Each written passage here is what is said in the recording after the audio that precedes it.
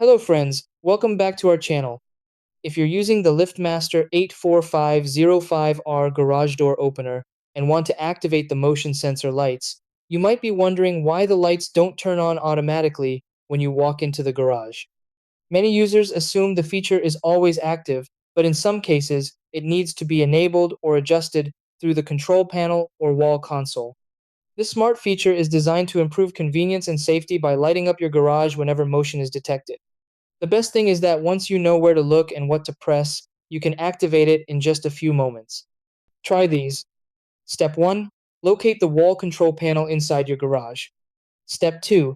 Press the menu or settings button on the control panel. Step 3. Navigate to the motion detection or light settings option. Step 4. Enable the motion sensor light feature. Step 5. Adjust sensitivity or timer settings if available. Step 6. Walk in front of the sensor to test if lights turn on automatically.